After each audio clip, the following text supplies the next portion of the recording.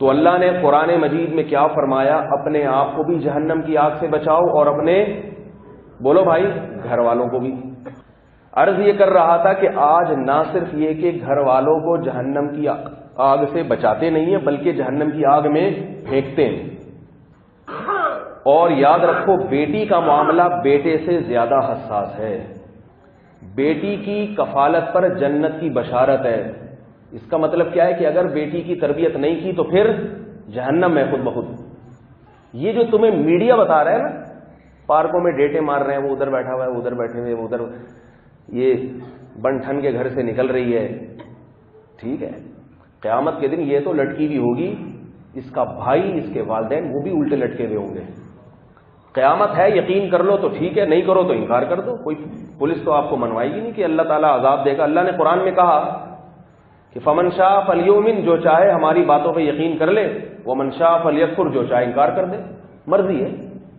لیکن ایک دھمکی دے دی، انا اعتدنا جہنم للکافرین نزلا، جو انکار کرے گا، یقین نہیں کرے گا، تو ہم نے ایسے لوگوں کا ٹھکانہ جہنم کی آگ رکھی ہے۔ اللہ نے بتا دیا۔ اب اگر اللہ سچا ہے تو اس کی بات سچی ہوگی، اور اگر کسی کو اللہ کے وعدوں پہ یقین نہیں آتا تو کوئی نہ یقین رکھے۔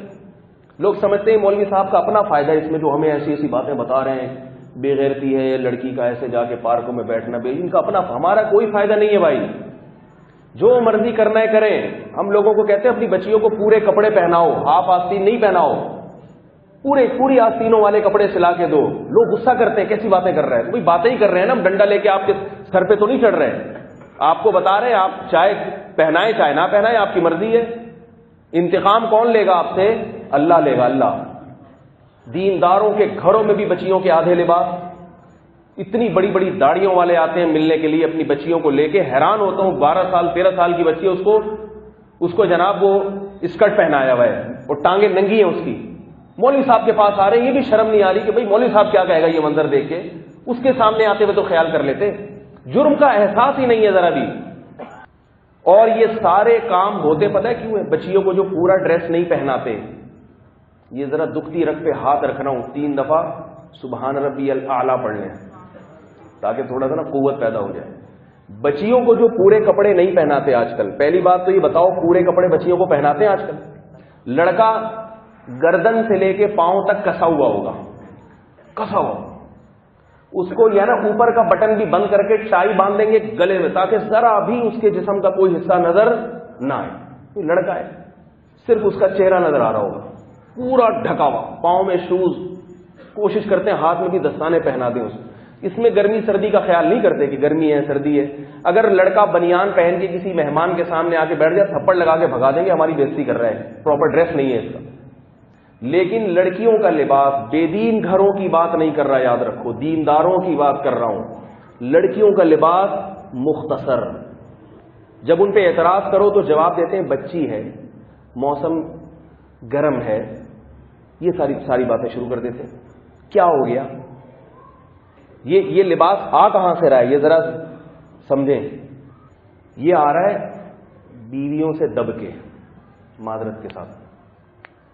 بیگمیں شاپنگ کرتی ہیں، بیٹیوں بچیوں کے لیے کپڑے وہ لے کر آتی ہیں، باپ اس شاپنگ کو قبول کر لیتا ہے۔ جیسے اس نے نکاح کے وقت قاضی صاحب نے کہا تھا نا قبول ہے، اس نے کہا ہاں قبول ہے، تو اب ساری زندگی اس نے ایک جملہ رٹ لیا ہے کہ جو بھی بیگم بولے گی قبول ہے۔ وہ کپڑے اٹھا کے لے آئی 2-4 اسٹیکر بچی کے لیے، تو باپ کو نہ غیرت آ رہی ہے نہ شرم آ رہی ہے کہ میں اپنی بیٹی کو یہ کیسے پہناؤں گا بھائی، اس کی ٹانگیں نظر آ رہی ہیں، اس کے بازو نظر آ رہے ہیں، اس کا سینہ نظر آ رہا ہے، میں کیسے پہناؤں گا؟ بیگم تھوڑی سی آنکھیں دکھاتی، بچی ہے ابھی، بچی بڑی تھوڑی ہوئی ہے، کیا ہو گیا آپ کو؟ کہاں بیٹھنا شروع کر دیا؟ کیا پرانے زمانے کی باتیں؟ بس یہ پھر کیا ہو جاتا ہے، اعصاب اس کے ڈھیلے، کہتا ہے یار گھر میں چڑی چڑی کا ماحول پیدا ہو رہا ہے، چھوڑو جانے دو۔ آپ یہ بولو کہ کھلاتا میں ہوں اس گھر میں، نہیں آ رہی میرا خیال، رخصتی ہو کے تم آئی ہو میرے گھر میں تمہارے گھر میں نہیں گیا، تم میرے گھر کے قانون کو فالو کرو گی، میں نہیں کروں گا تمہارے گھر کے قوانین کو فالو۔ یہ سب گھروں میں ہو رہا ہے۔ ممکن ہے میری یہ باتیں خواتین کو بہت کڑوی لگیں، خواتین بہت بیانات سنتی ہیں، تو لگے فون آتے ہیں بیٹی بھاگ گئی گھر سے، فلاں سے چکر، چرسی ہیروئنچی سے عشق کر لیا ہے، نکاح کرنا چاہ رہی ہے، میں منع کر رہا ہوں، کہ نہیں میں آپ کی نہیں سنوں گی، میں اپنی لائف کا خود فیصلہ کروں گی۔ تو یہ کہاں سے سیکھا ہے اس نے؟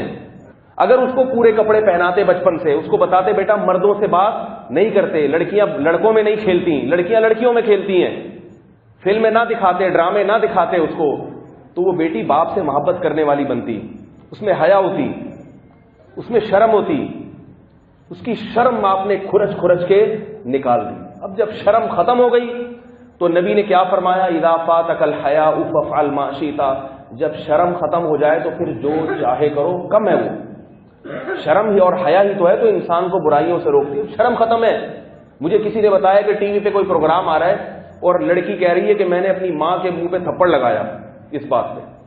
ٹھیک ہے، اس کو نیگیٹو دکھا رہے ہیں، مگر یہ بات جب بیٹیاں ٹی وی پہ سنیں گی کہ ایک عورت نے اپنی ماں کے منہ پہ تھپڑ مارا ایک لڑکی نے، تو عورت کے ذہن میں، لڑکی کے ذہن میں یہ بات آئے گی کہ نہیں آئے گی کہ اچھا ماں پہ تھپڑ بھی مارا جا سکتا ہے؟ یہ ذہن میں آئے گی کہ نہیں آئے گی بات؟ یہ کہاں سے آ رہی ہے؟ ٹیلی ویژن سے۔